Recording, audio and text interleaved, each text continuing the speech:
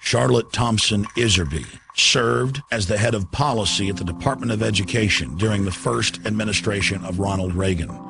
While working there, she discovered a long-term strategic plan by the tax-free foundations to transform America from a nation of rugged individualists and problem solvers to a country of servile, brainwashed minions who simply regurgitate whatever they're told.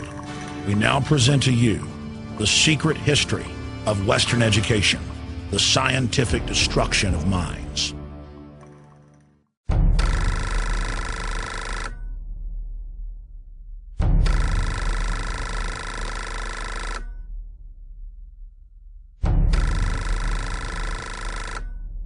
The minutes reveal that in 1910, the Carnegie trustees asked themselves this question, quote, "Is there any way known to man more effective than war to so alter the life of an entire people?" For a year, the trustees sought an effective, peaceful method to alter the life of an entire people. But ultimately, they concluded that war was the most effective way to change people. Oh, God. World War I. Horrible war. Oh, God. I mean, it made every other war look like nothing. They sent a confidential message to President Wilson insisting that the war not be ended too quickly. After the war, the Carnegie Endowment trustees reasoned that if they could get control, here we go, of education in the United States, they would be able to prevent a return to the way of life as it had been prior to the war. And they recruited the Rockefeller Foundation to assist in such a monumental task. Education should aim at destroying free will so that pupils are thus schooled they will be incapable throughout the rest of their lives of thinking or acting otherwise than as their schoolmasters would have wished. Influences of the home are obstructive, and in order to condition students, verses set to music and repeatedly intoned are very effective. It is for a future scientist to make these maxims precise and discover exactly how much it costs per head to make children believe that snow is black.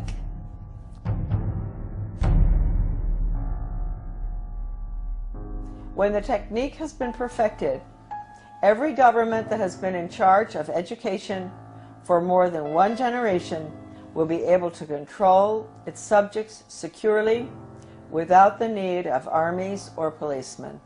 End quote. Young people cannot be trusted to form their own opinion. It's our job to tell them.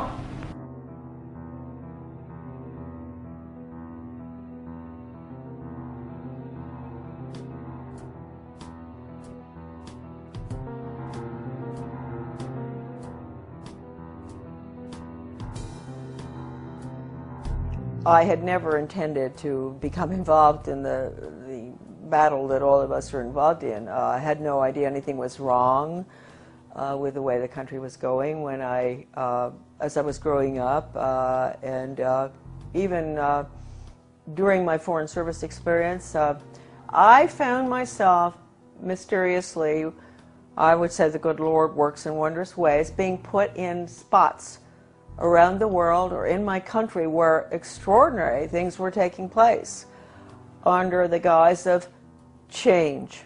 And we've all heard that so much, you know, from the Obama administration, Bill Clinton, he was the first one to mention change agents, etc. So for some reason I was plucked out, and I found myself being sort of pushed. My name is Charlotte Thompson Iserbyt. My maiden name is Thompson.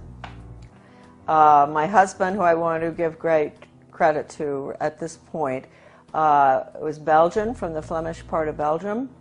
I met him, I'll explain that later, in Europe when I was working at the embassy in Brussels. Without my husband's help throughout the last 30 years, certainly when we came back to Maine, my work never would have happened.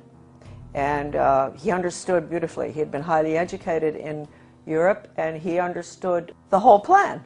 In fact, about 5 years after we had come back to the United States, someone gave me Gary Allen's book, None Dare Call It Conspiracy. I was on the school board, and this lady called me, and she loved the work I was doing on the school board. Of course, nobody else did, but she said, I've got a book for you. She brought it down, and I read it, and I looked at it, and I thought, I've never heard of such a thing as this. I mean, this is a conspiracy to really take over the world. Thank you, Gary Allen, who's no longer with us. And so I said to my husband, good Belgian, well-educated, do you know about this? And so he took a look and he said, yeah, sure, I know about it. I said, you know about this? You know about the Illuminati and the Bavarian conspiracy? You know about all this, the plan to implement a world order huh?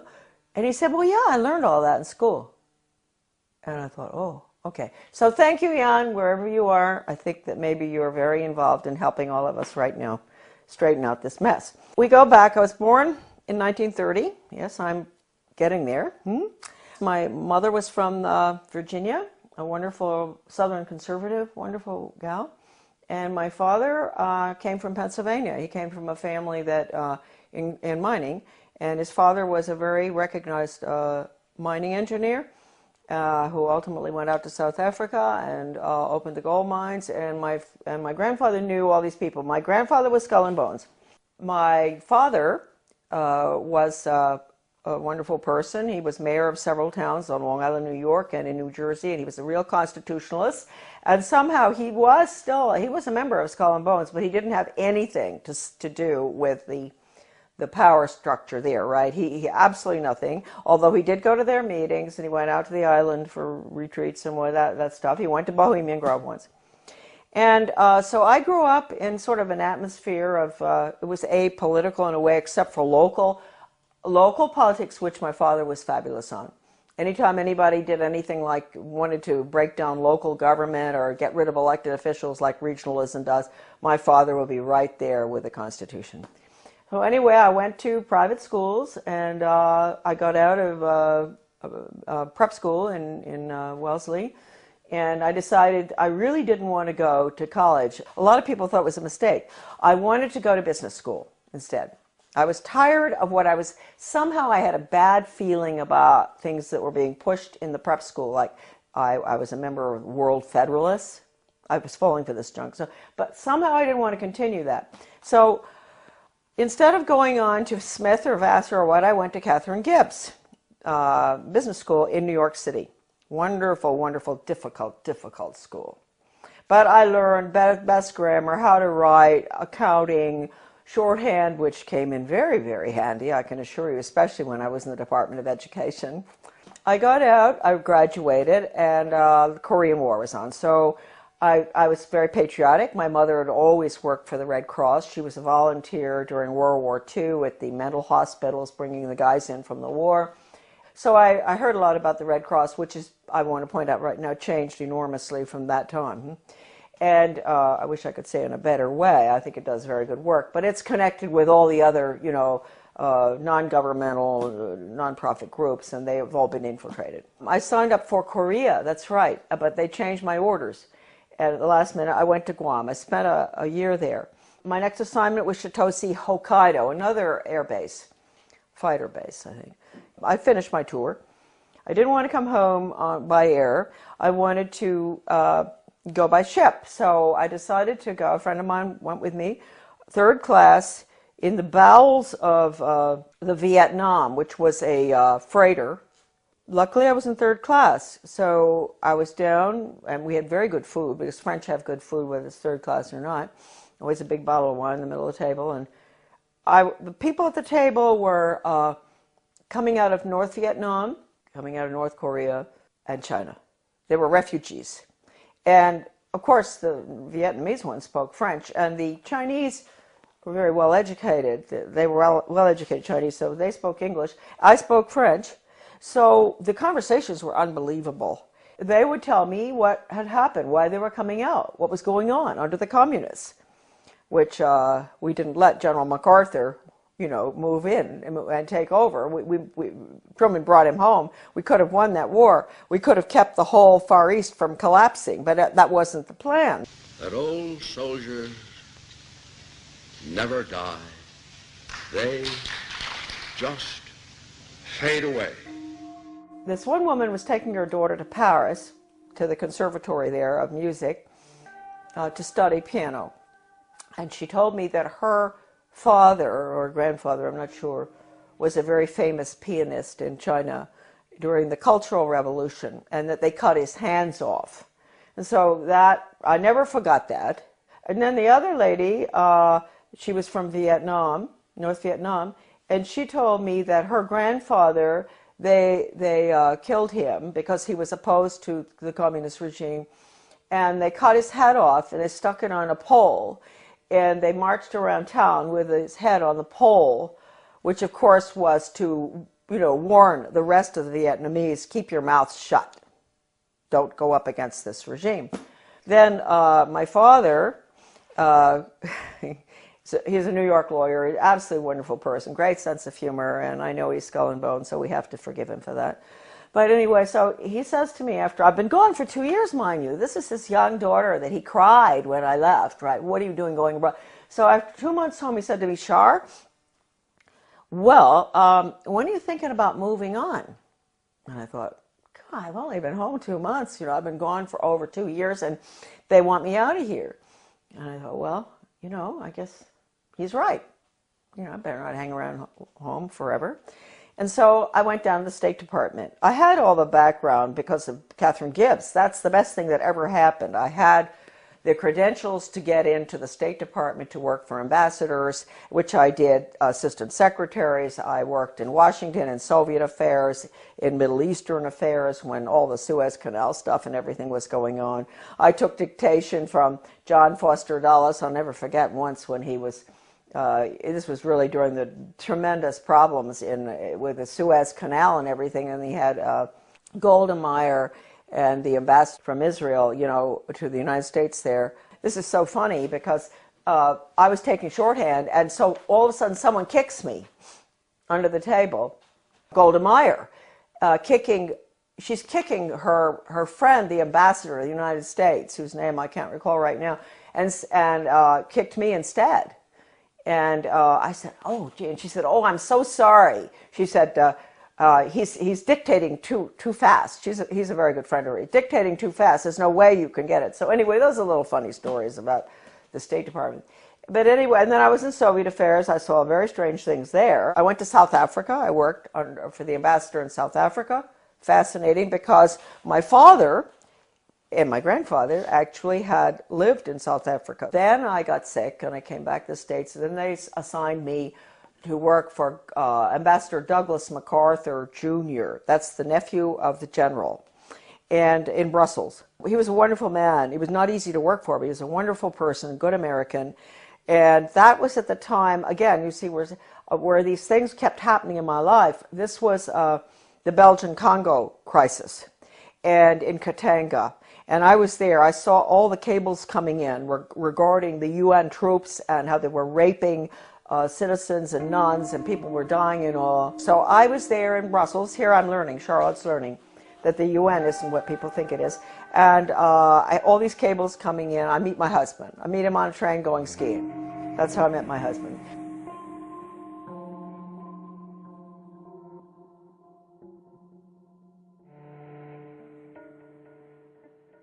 My husband and I are engaged. We subsequently get married in the United States. He comes over. Then we go back to Belgium, and we're there for about 4 years. And then from there we go again to a hot spot, which I didn't realize. I'm talking about the weird things that happened. The hot spot was Grenada. I could see then from our house overlooking the bay, the lagoon in St. George's, all this activity. Boats coming in with strange flags. Stokely Carmichael came down there to sort of stir up the pot to get the Grenadians, mad at the rich, nasty capitalists who owned these yachts and all. It was really getting bad there. And I knew the political situation well because we had Grenadians working on the boat. I had a lot of Grenadian friends in government as well. Anyway, we left. We were there about 5 years. And then when we left, I remember telling our Grenadian friends, you're going to have trouble here. There's troubles coming. And of course it did in 1984, I guess. That was one good thing Ronald Reagan did, which I was opposed to because it was a UN move, but he saved a lot of my friends from being killed by the Soviet regime in Grenada by moving in there to protect, so-called protect American students. But it was really the oil pipelines, I think, of Rockefeller that we were protecting. We're in Grenada. We go back to the United States. I put the children in public school. So here we go. I had no idea that education would be any different from sort of what I'd had. I had had a good education, a private school education, but I didn't know.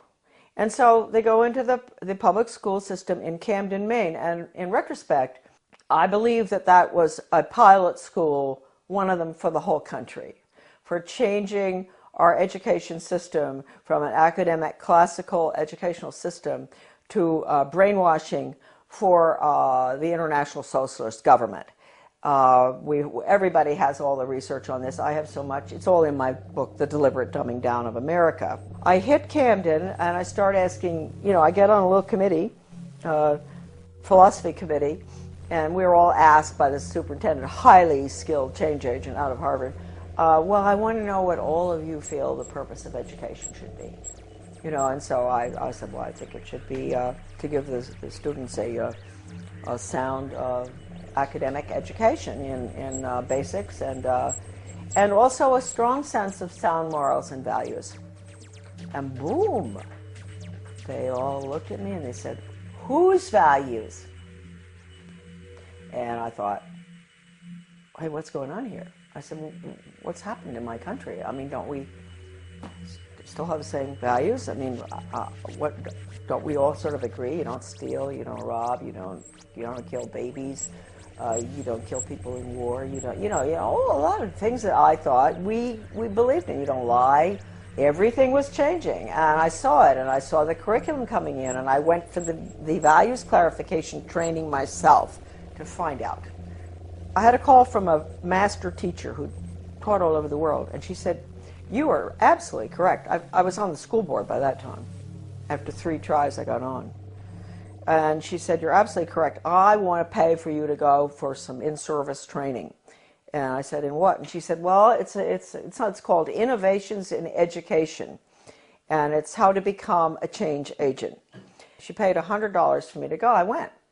And all these normal-looking people, nice, some from my own school district and all, and the guy is a facilitator, but he's using this big book called Innovations in Education, a Change Agent's Guide, and it has all these case studies of teachers and administrators and how to sneak in controversial curriculum such as death ed, sex ed, bullying ed, alcohol ed, drug ed, all these programs that have education hanging off the end of them that have nothing to do with education. It's interesting. You don't have math ed and science ed and all. They call it math and science and history, right? But when you see anything with education hanging off the end of it, red flag, huh?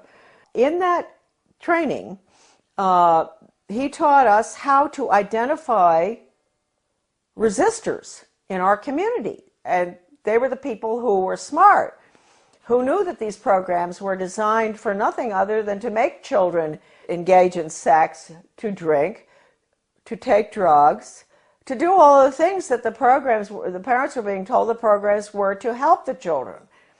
I was considered a resistor too. Here they were training me to identify myself, huh?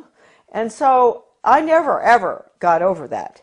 Also, we were being trained to go to the important people in the community, and they're really very good people. We all know who they are. They're friends of ours and all, but they're head of Rotary, head of Garden Club, head of Historical Society. You go to them and you explain to them in very, very good, highly skilled change agent manner, which is just lies, how important these programs are for your children. We've got to put these programs in. This was 1973, all the way through right now. Huh? That period in education, we call it the unfreezing of our children's values, the ones taught by the parents at home and the church, basically.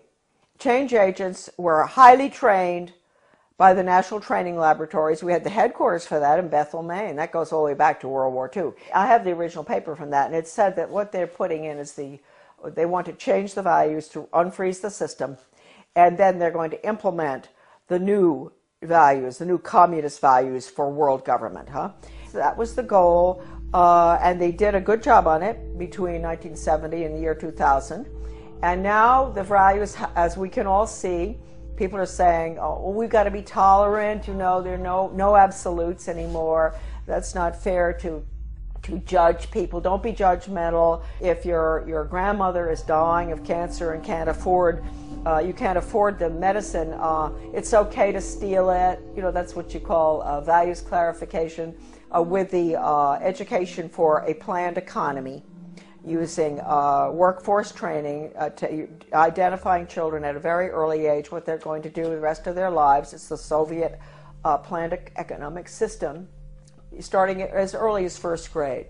That's being put in now under the guise of school choice, charter schools, and using the performance-based, outcome-based Skinnerian Pavlovian method with a computer. Pavlov, interestingly enough, was a Russian. People think that he invented operant conditioning.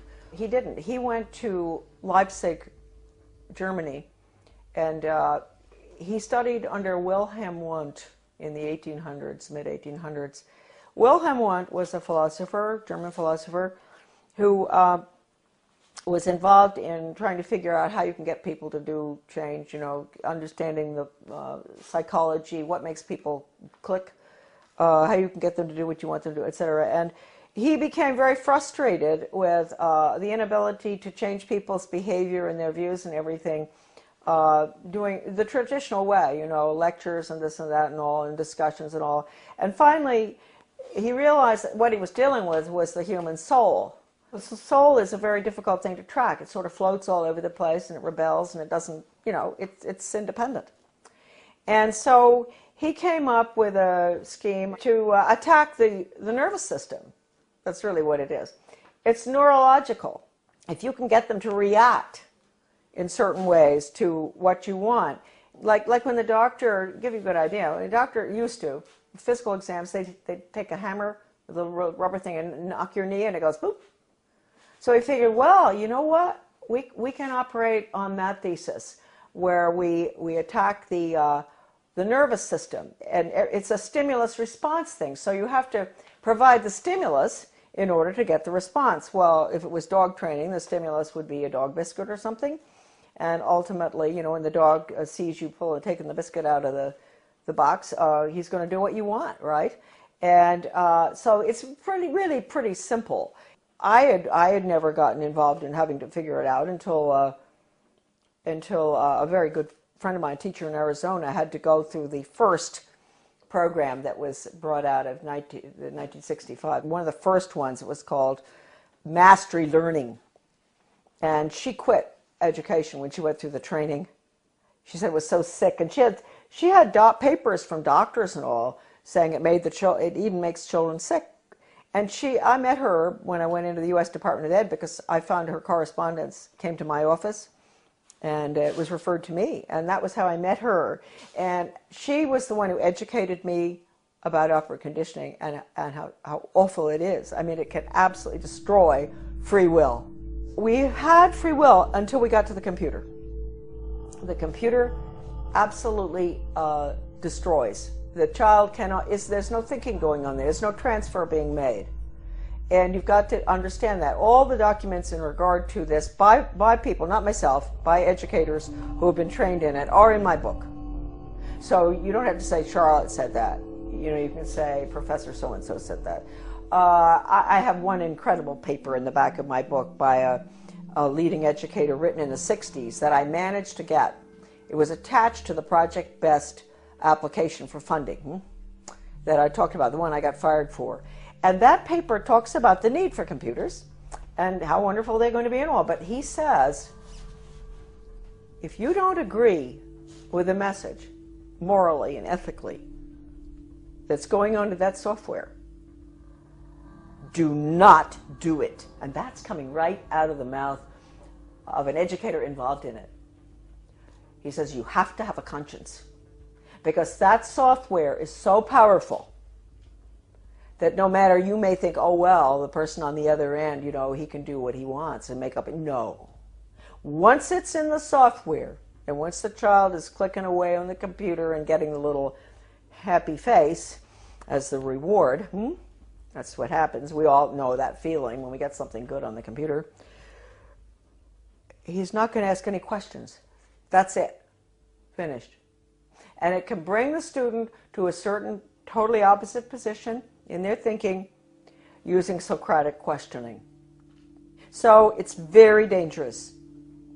I can't tell you how dangerous it is. I mean, how dangerous is a method that can actually change, actually destroy one's conscience. That's bad news. And we were all softened up, and that's what we're looking at today. Now, the refreezing has to take place. The refreezing is going to take place with the use of the computer. Schools will be bookless. They are already some of these programs coming in. So anyway, I was on the board. I saw that. I went for the retraining. Then I got off the board, and I formed with Bettina Dobbs of Maine, a wonderful teacher and a nurse. We formed something called Guardians of Education for Maine. And we were in business for about 15 years. We did a lot of very good work. In 1980, I went to work for Ronald Reagan, and I worked there for 2 years until I was fired. Right.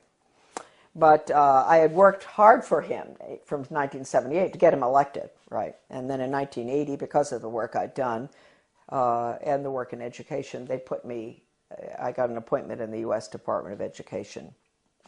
Because the people in Washington, with the conservatives, they were good back then. They're not anymore. They were very impressed by the work I'd done in Maine on education. So they pulled me down and put me in the U.S. Department of Ed in what was the most important slot probably in the world in education. I know people out there are shaking their head and say, why would they put her there? She doesn't have a college education, right? Why are they putting her in there? Well, they knew, first of all, Reagan had promised to get rid of the Department of Education, something he didn't do, and I will hold that against him forever, because he could have. Since that was the plan, when they were staffing the department, they didn't have to put important people in those old slots. Like my slot that I got put into would have been filled by the former president of Harvard or Stanford or something, right? Or University of Chicago. That job had been held in the past by very important people in education. But since they were getting rid of the department, it didn't make any difference. So they just plopped me in. Now talk about the hand of God, huh? And all my files were full of everything they planned on doing. And so I don't even think my boss knew this. You know, he was a so-called conservative. But he became very suspicious about me because I was always busy. Even though I didn't have a lot of work to do from him, I was always busy because I had lots of things to read. And I would stay after work. I'd stay until 2 a.m. in the morning. When everybody was gone, I'd get into everything. Sure, if it had just been the job and all the files and everything had been whisked away by these former very important educational change agent communists, Marxists, I would not have found stuff, but all the stuff was left in the office. What I saw was so depressing. That's hardly the word. I mean, this was the education of Charlotte. It was the greatest horror story I had ever encountered. And at one point, he sent me, he wanted to get rid of me out of that office. He sent me up to the National Institute of Education, which is where all the research is performed. They send out all the grants and contracts to the universities or schools or whatever from there. I found out I was really in the belly of the beast right there, because I had access to all the computer printouts of all the grants and contracts of your money folks going out, not just across our country, but all around the world, about how to change the education system from academics to a brainwashing using Pavlovian, Skinnerian, operant conditioning computers and workforce training for the globalist economy. the corporate fascist socialist communist government that's coming right in this minute.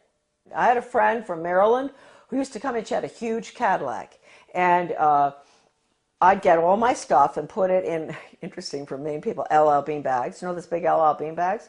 This huge ones.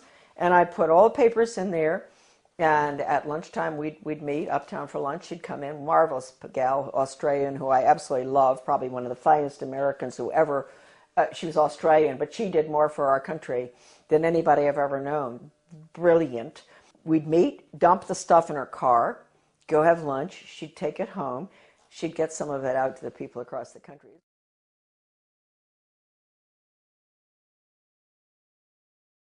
Really marvelous. Well, once I had these two big bags, and two of these major change agents at National Institute of Education, they were coming down. I was going to the elevator, and they were walking down, and I thought, oh no, you know, I've got to get out of here. So I had to go in the men's room and hide. And I'd never forget that, hiding in the men's room. I thought, what if, I mean, there may be other guys coming in here, not just to the elevator. And anyway, nobody came in. They went down the elevator. I came out and dumped the stuff in her car. It was not a really exciting job. It was mainly to see if the universities, the schools, the different entities across the country that were getting money, or around the world, from the taxpayers, that they were getting their quarterly reports in on time. That's all. It had nothing to do with philosophy. Huh? And so one day I ran across a grant to Lansing School District, Lansing, Michigan. This was University of Michigan connection with my office. And it was a values clarification program for first graders, elementary school. And it pre- and post-tested those little children about what goes on at home, what religion do you... And I looked at this thing and I thought, what on earth are they doing? And so I turned to this bureaucrat who was working with the GAO about financial things, and I said, look, we're doing waste, fraud, and abuse. I know that. But I said, take a look at this. Don't you think that this is pretty wasteful, fraudulent, and abusive in another way? And so he took a look at it and he said, oh my Lord. He said, this is horrible. And really nice guy, bureaucrat, Washington. People sometimes get after all the bureaucrats. They're not all that bad. Some of them are just like us, and they care. And I said, well, look, you know, I'm only meant to be here 2 weeks, but could you give me extra time? Because I want to go through all these grants and contracts. And he said, you can have as much time as you want. So I spent 6 weeks up there going through all the stuff. And I can't tell you how horrible. First of all, even if you don't care about children, you don't care about education, you don't care about your country, you don't care about anything, people? Are there people out there who don't care about anything? They do care about their wallet, huh? You should care about this money that has been spent in the name of education. It's total brainwashing.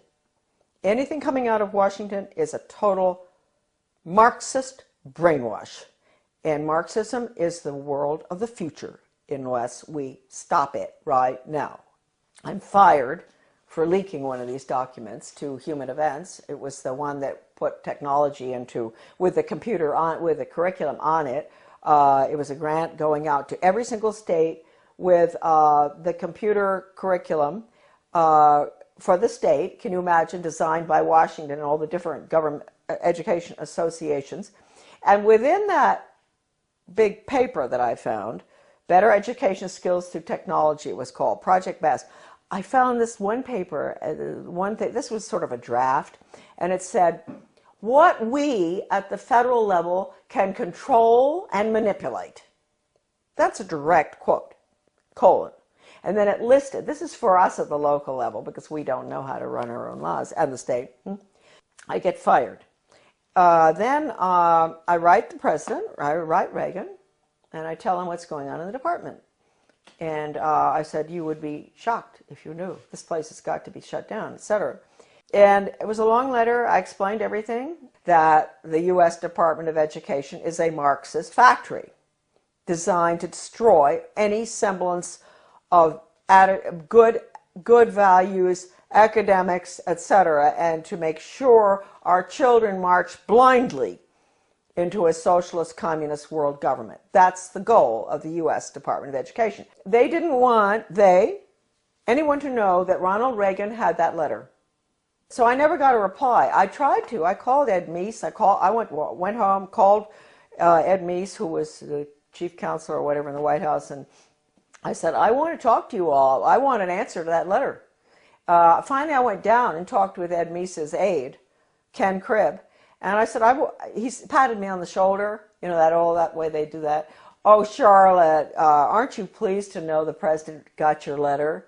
That's an admission right there. I know he got it because John Lofton, a journalist at that time in Washington, called his office, the White House, back in 1983 or something, and asked. And they said, yes, it's on his desk, and he's marked it up. So let's get that straight. He had it. The purpose of that letter was to make sure that that department is abolished and the American public education is returned to its original status, run at the local level and with elected school board members and with no influence whatsoever from the federal or international level. That's how it should be. It was the best education system in the world. That's what I was asking for. Anyway, it didn't happen. That letter to Reagan, again, is on my website, Deliberate Dumbing Down, under a PDF. I wrote in 1985 a book called Back to Basics Reform, or Skinnerian International Curriculum. And to make sure people read this little 39-pager, I decided to put an asterisk so that they didn't really have to read it. I put an asterisk which said, necessary for United States participation in a one-world socialist government plan for the early years of the 21st century. When the conservatives, the neocons, let's call them that, not Goldwater people, when the neoconservatives, Heritage Foundation, all of those groups, I'm sorry folks, when they saw that book, they boycotted it. They boycotted that book, which told Americans exactly what I just told all of you, what I'd seen, and that we had to get rid of the department. And it all happened under Ronald Reagan. You call it what you want. Corporate fascism, socialism, communism, planned economy. You call it what you want. What is it? It's really, it's horrible. Your children have no upward mobility whatsoever. I told you earlier. I said, yeah, they're put into a slot early on. The government and the schools, they decide what your child is capable of doing the rest of his life.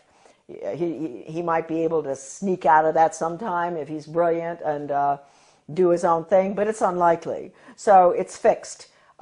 This is the end of upward mobility for our children, end of freedom for this country. Planned economy is the end of freedom. It's a failed system, but there are people at the top who live very well by it. And then I find out that Ronald Reagan has signed an agreement with Gorbachev to merge the two education systems. Well, you can't tell me that conservatives didn't know that was going on, because I know some who were at Geneva when this happened. And they didn't do anything about it, but we found out.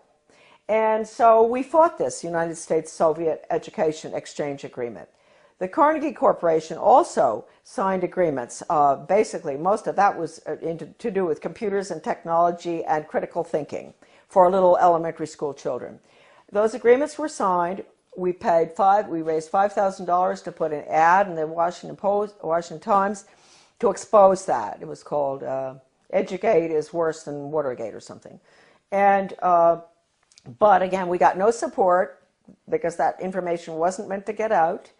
Then, about 4 years after the fact, my little article was called Soviets in the Classroom, America's Latest Education Fad, that nobody would touch.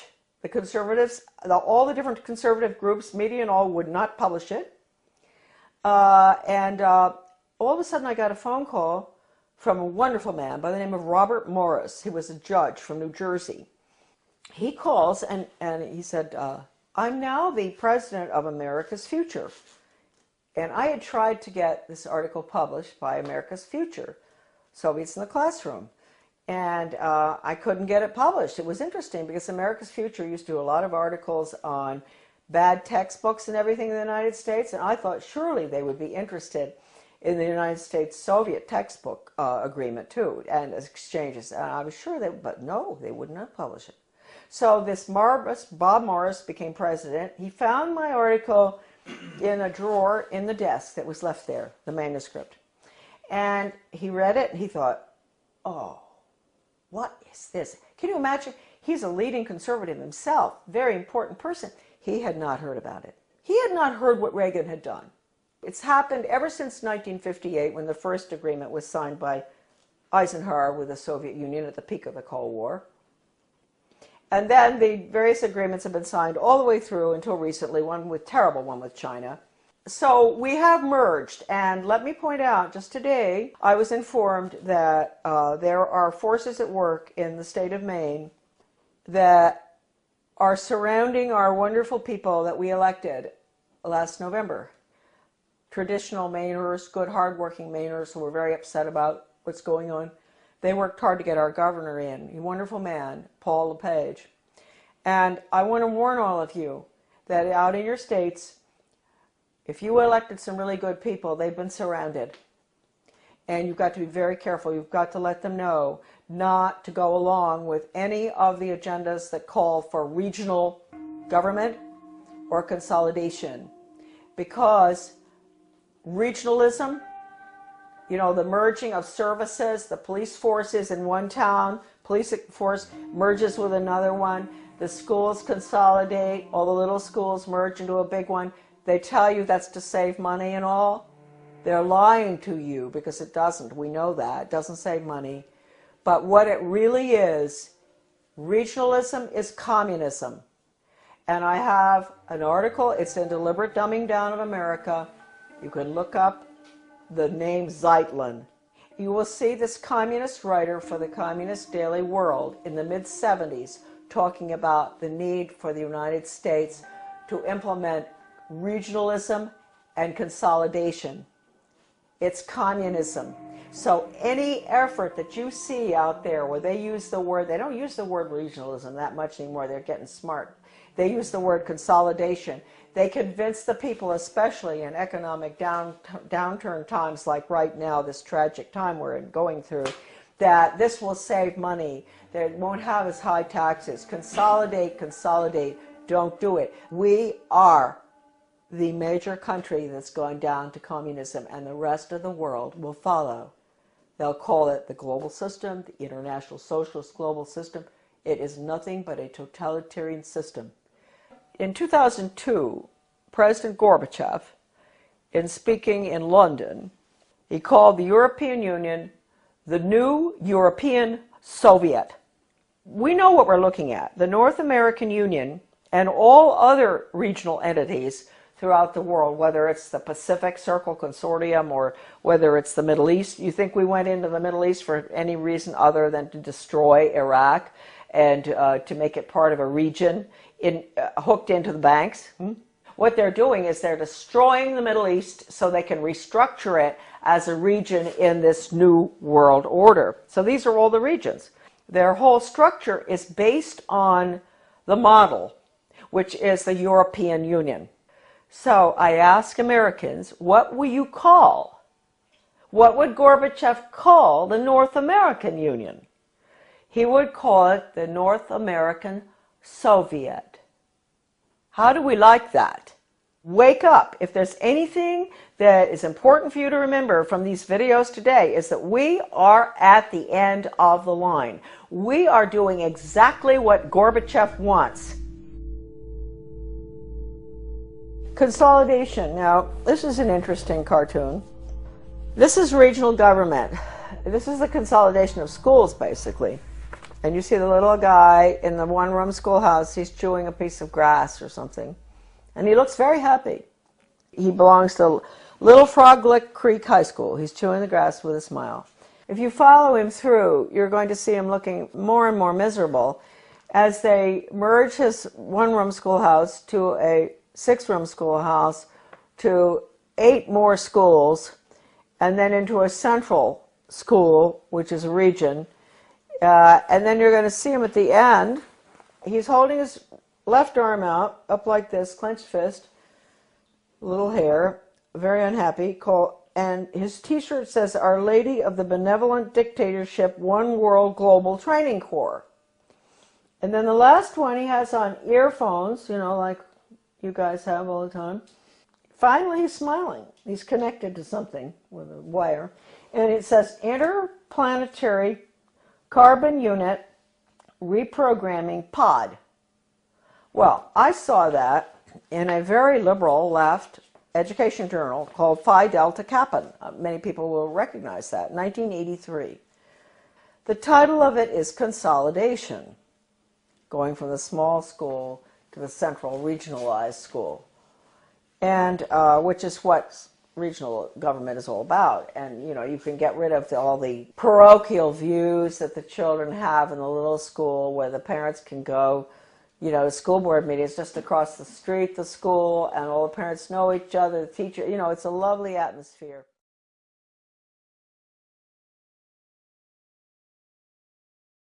And then you end up with all the children going long distances on the bus, which is no good for them, to the regional school. And then you have country boys and girls who are being mixed with city boys and girls. So then they get into the drug scene. So we've seen with consolidation that the test scores go down, the drug problem gets worse, the cost of education increases, although they tell you that consolidation is to make it cheaper. A lot of people just don't understand the word consolidation. Consolidation is consolidating all the services together under the guise of this is going to be cheaper for you. But in the process, what happens is you lose all your elected officials because all of these entities are being merged. So at the local level, you don't have any representation anymore.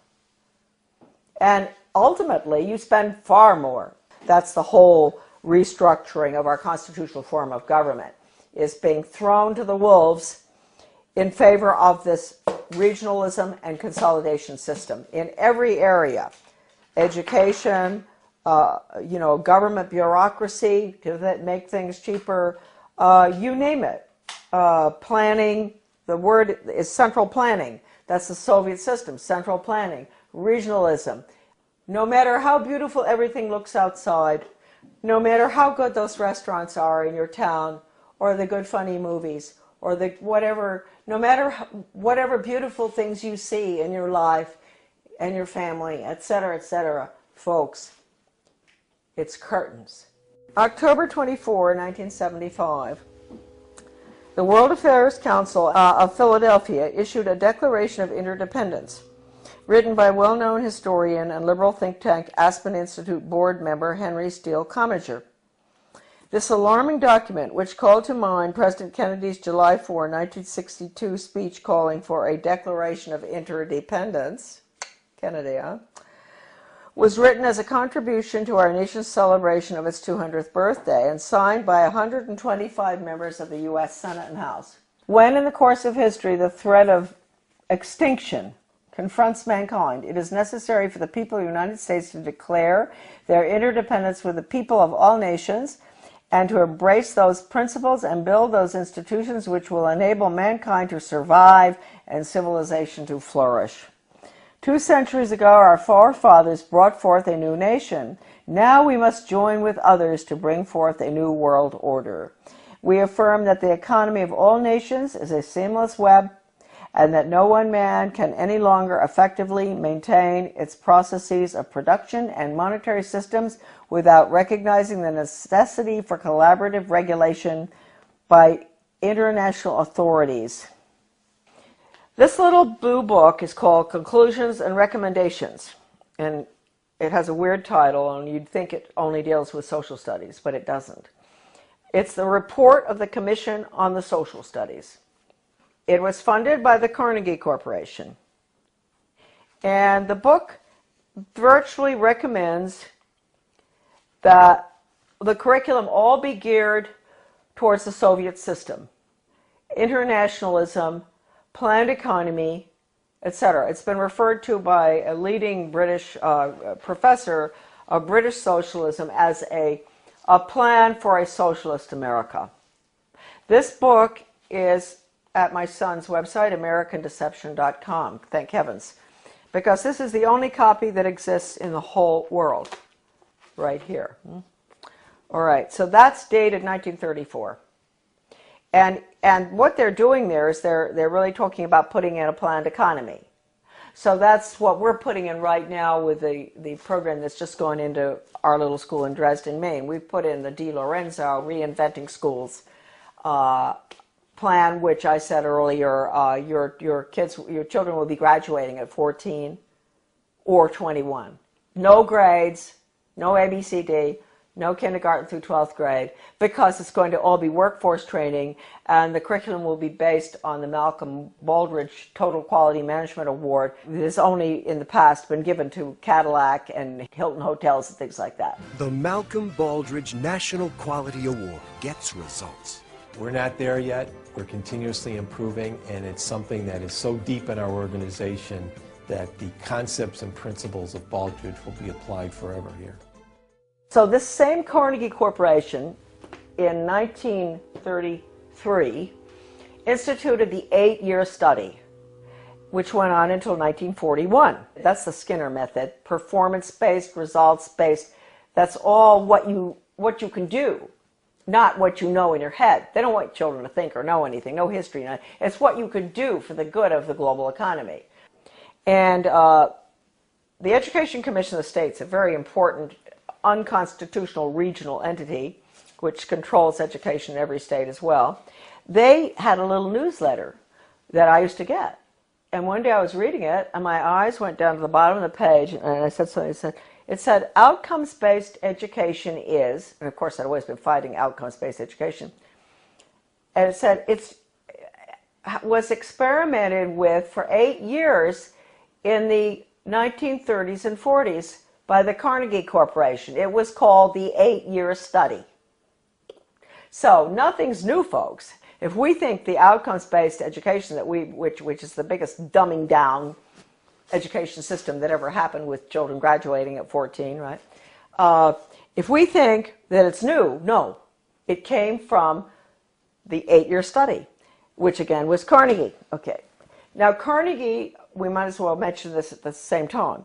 1965, the Elementary and Secondary Education Act, Carnegie was all involved in paying for the national assessment, which is all 60% politically correct. That's the test that all schools around the country have had to give for the past, ever since 1965. Now it is 60% politically correct. Your kids' ideas on global warming, sustainable development, a world government, the fact that the Constitution's outmoded, all that. So they paid for the national assessment. They were the ones instrumental in putting up the money for the Education Commission of the states in Denver. In your Senate Education Committee in your state, there's always going to be one person who is on the membership of the Education Commission of the states. So there'll be about 50 state people. So they get their orders from the Education Commission of the states. That's Carnegie, paid for that. In 1985, Carnegie signed an agreement with the Soviet Academy of Science.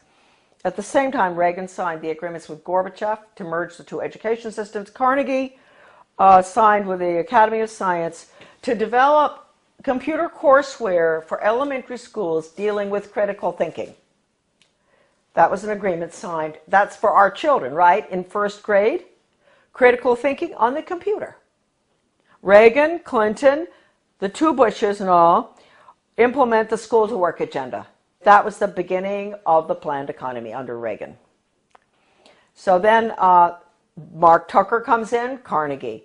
All the controversy going on in the 90s, Americans were up in arms about the destruction of their school systems. They would go in deliberately and destroy, because in order to restructure, you have to destroy. Foundation for the Advancement of Teaching, David Hornbeck, who's big on compulsory community service, compulsory. He called for that when he was the superintendent of schools in Maryland. He was commissioner. Way back, he called for mandatory service. That's another thing, folks. You better watch out. We're going to be slaves. Mandatory service. So anyway, the same Hornbeck, who's connected to Carnegie all along, goes into Kentucky, destroys that system, goes up to Rochester, New York. He goes out to state of Washington, Iowa, destroy the schools, restructure them for school to work. That's all Carnegie. And the latest information coming in for Maine with a complete recommendation, that is. Who knows, maybe our governor, well, we can get to him fast enough, to help him understand that we can't have charter schools. Charter schools are the vehicle to implement the planned economy. We can't have them. They're unelected school boards anyway. We don't even have a school board with a charter school. They get federal money. Why no school board? They get federal money, so we have to give the federal test. No charter schools, forget it. So all of this is coming together, coalescing at the same time. The 3,000-page hearings of the congressional investigation of the Reese Committee on investigation of the subversive activities of the tax-exempt foundations, I bought the only available copy in the country, 3,000 pages, from a really good friend of mine, a wonderful American. He had been offered any amount of money for that 20 years ago by one of the minions of the tax-exempt foundations. They did not want that copy to be floating around. The research director for those hearings, his name was Norman Dodd. I knew him. And the conversation that I'm going to discuss right now that he had with the president of the Ford Foundation, Rowan Gaither, was off the record in New York City at Ford Foundation headquarters. And Norman Dodd told me over dinner in Washington, D.C., in a restaurant in Georgetown, Rowan Gaither said to him, Mr. Dodd, basically, we at the foundations, we don't determine the agenda. The agenda has come from directions from the White House. That was Eisenhower at the time, right at the peak of the Cold War. And that agenda, our instructions are to use our tax-exempt status, your money, folks, change America so it can be comfortably merged with the Soviet Union. Now, a lot of you may say, well, that never happened. Well, it's happening right now, folks. It's happening right now, as we speak. Foundation-funded non-bloody revolution. Committee Chairman Carol Reese warned fellow congressmen of a diabolical conspiracy that a certain few foundations were financing the socialist and communist overthrow of the United States. After World War I, they tried to get the League of Nations in. And there was tremendous opposition to that. And then you had opposition between then and between World War II. You had Lindbergh and a lot of Americans going before the Congress to keep us from going into the UN. You had all sorts of opposition. But they got their way. The Reese Committee learned that the Rockefeller Foundation and Carnegie Endowment for International Peace were, with tax-exempt dollars, funding leftist propaganda operations aimed at changing America through the brain, not the battlefield. Patriotism, national sovereignty, individual responsibility, and Christian beliefs were belittled, while the concepts of a one-world government, socialism, collectivism, and humanism were deemed essential for peace in the modern age. A clandestine and successful non-bloody revolution had been masterminded by some of America's most powerful and devious men who did not want to be exposed by a congressional investigating committee. The man chosen by Reese to be the committee's research director was Norman Dodd, Yale graduate, intellectual, and New York investment banker. During this writer's frequent visits to Dodd's retirement home in Keene, Virginia, he repeatedly spoke, Dodd, of his conviction that justice demanded that those foundations should be compelled to spend a like amount of dollars to undo the damage they have done to America, end quote. Dodd sent committee questionnaires to numerous foundations, and as a result of one such request, Joseph E. Johnson, president of the Carnegie Endowment for International Peace, invited Dodd to send a committee staffer to Carnegie's headquarters in New York City to examine the minutes of the meetings of the endowment's trustees. Now, this is Carnegie we're talking about, the one I always go after. These minutes had long since been stored away in a warehouse, and obviously Johnson, who was a close friend of former Carnegie president and Soviet spy Alger Hiss, had no idea what was in them. Don't forget, Alger Hiss headed up the UN in San Francisco. He was the head of the whole thing, world government. The minutes reveal that in 1910, the Carnegie trustees asked themselves this question, quote, is there any way known to man more effective than war to so alter the life of an entire people, end quote. This is in the minutes. For a year, the trustees sought an effective, peaceful method to alter the life of an entire people. But ultimately, they concluded that war was the most effective way to change people. Oh, God. World War I. Horrible war. Oh, God. I mean, it made every other war look like nothing. Consequently, the trustees of the Carnegie Endowment for International Peace next asked themselves, quote, how do we involve the United States in a war? And they answered, quote, we must control the diplomatic machinery of the United States by first gaining control of the State Department. Now, don't forget, this is 1910. Norm Dodd said that the trustees' minutes reinforced what the Reese Committee had uncovered elsewhere about the Carnegie Endowment.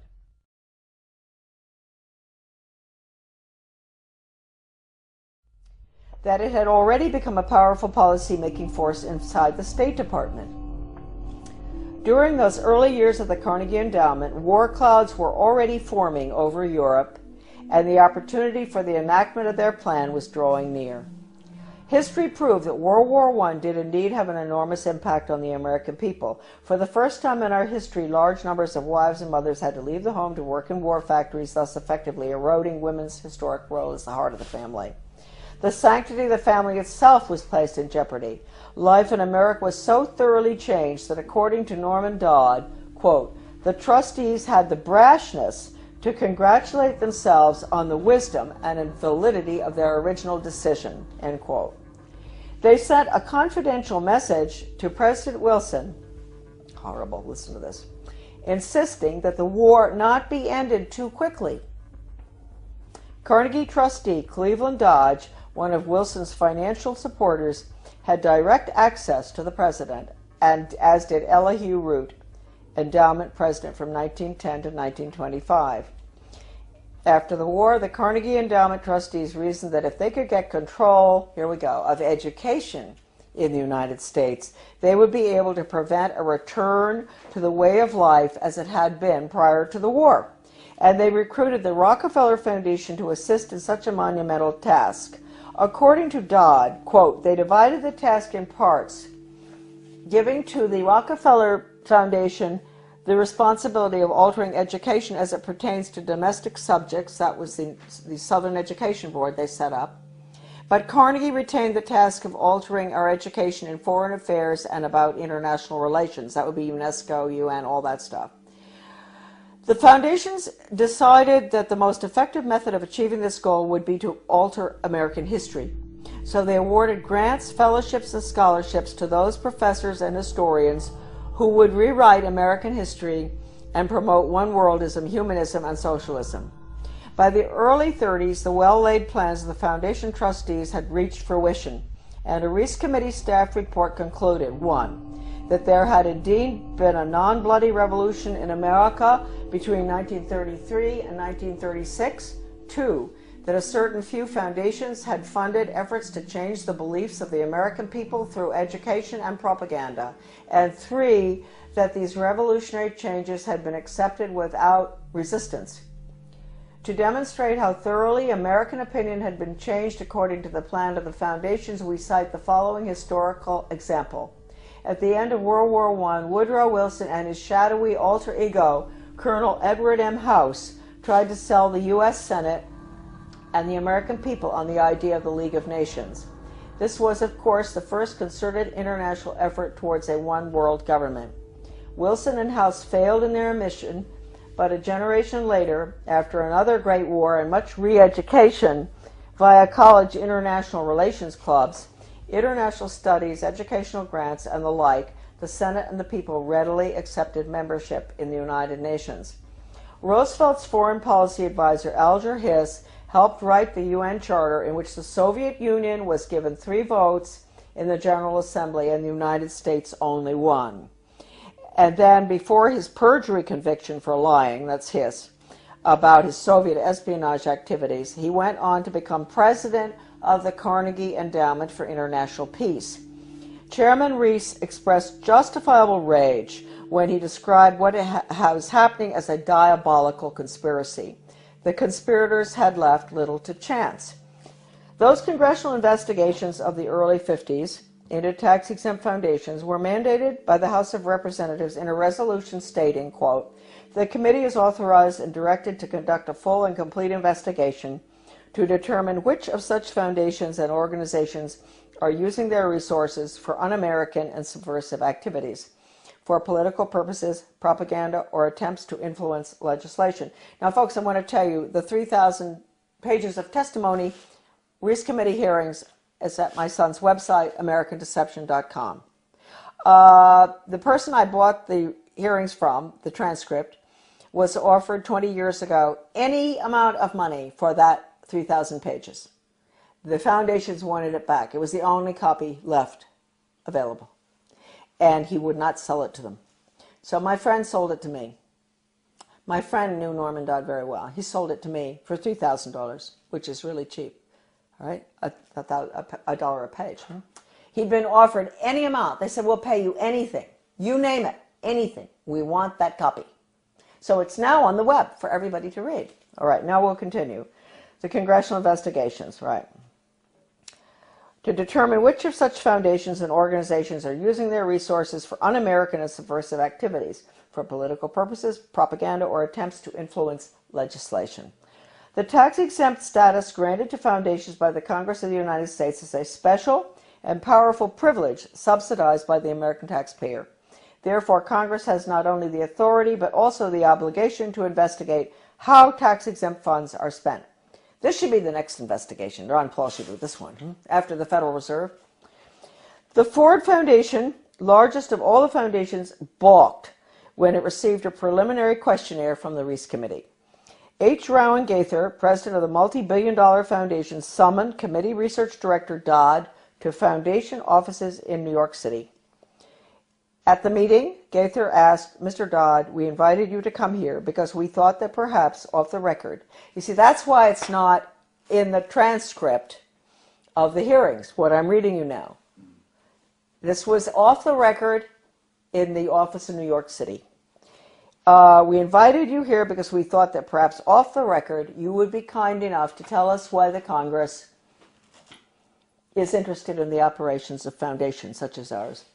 Gaither answered his own rhetorical question with a startling admission. "Mr. Dodd, all of us here at the policy-making level of the foundation have at one time or another served in the OSS, the Office of Strategic Services, the forerunner of the CIA, or the European Economic Administration, operating under directives from the White House. We operate under those same directives. The substance of the directives under which we operate is that we shall use our grant-making power to so alter life in the United States that we can be comfortably merged with the Soviet Union." End quote. Stunned, Dodd finally replied, quote, "Why don't you tell the American people what you just told me? And you could save the taxpayers thousands of dollars set aside for this investigation." Gaither responded, "Mr. Dodd, we wouldn't think of doing that." In public, of course, Gaither never admitted what he had revealed in private. However, on numerous public occasions, Norman Dodd repeated what Gaither had said and was neither sued by Gaither nor challenged by the Ford Foundation.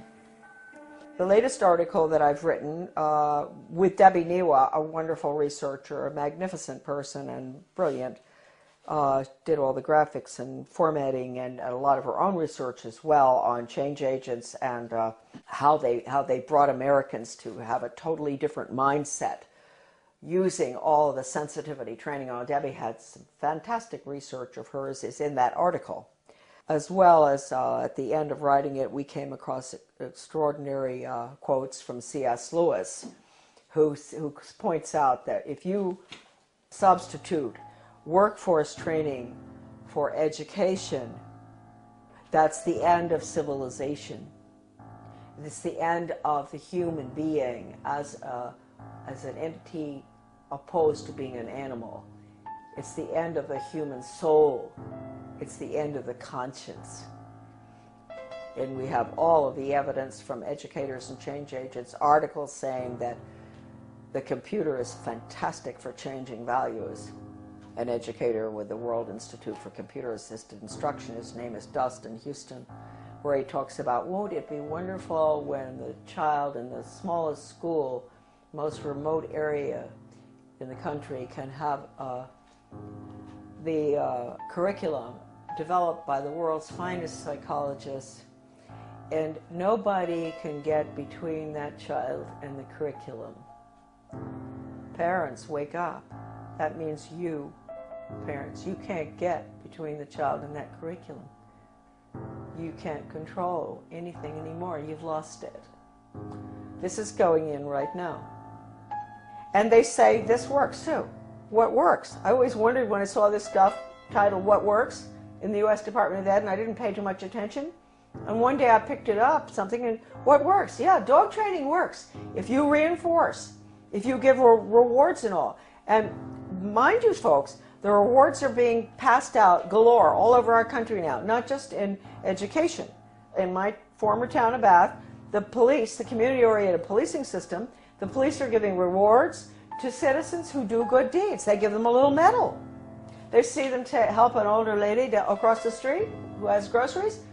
The police determine what the good deed is. She gets a medal. That's a reward. That's conditioning. That's operant conditioning. You're going to end up with a society that never does anything for the sake of it being right. And they're never going to take a stand against anything unless it's approved by the government. So that's going to be the result of operant conditioning. It's throughout our community right now. The Secretary of Education, Arne Duncan, when he was in Chicago, with the Chicago schools, he even recommended paying students for good grades. Now, that's why teachers are up in arms about merit pay, performance-based pay. That's the same thing. They're going to pay the teachers for students getting good test scores. Now, wait a minute. First of all, you might think that sounds good. No, you got to ask yourself, what's the test? It's hard to believe that anybody would deliberately do this to children, but they are. They're evil people, and their agenda has been evil ever since this book was written. This is it. Proofs of a Conspiracy by John Robeson, great Scottish scholar back in 1798. He was a Scottish Freemason, and he went to France and studied, French Orient Masonry, and was so shocked by what he saw, it was so much worse than the Scottish Rite, that he went back and wrote that book, which he actually did give a copy to George Washington. That book is like a global education textbook being used in the American schools right now. It talks about 1798. This is after the French Revolution. Get rid of royalty, get rid of religion, get rid of the family. That's basically what's in the book. They talk about dropping borders. It sounds just like a global ed curriculum. Turning the children against their parents. It's pure communism. That's why I say that now, basically, the only thing that we can do, certainly with education, which is being turned into nothing but corporate school-to-work agenda, using the Soviet-Cuban Polytech system, where they pull the children out, send them over to the cigar factory, at noon to learn how to make cigars. The same thing here. That's being put in. It's been in the works for 30 years. The nail is going in the coffin right now. It's coming out of Europe. It's the program that's going through Maine right now is called Reinventing Education. Di Lorenzo. This is all in my article, The Death of Free Will. All of this documentation about the final nail in the coffin, which will be school to work across the board for global corporate profits. Our children are nothing but human resources and guinea pigs to be trained like animals. Animal training using Pavlov, Skinner, all of which was brought into the United States by, we'll get onto, the order at Skull and Bones.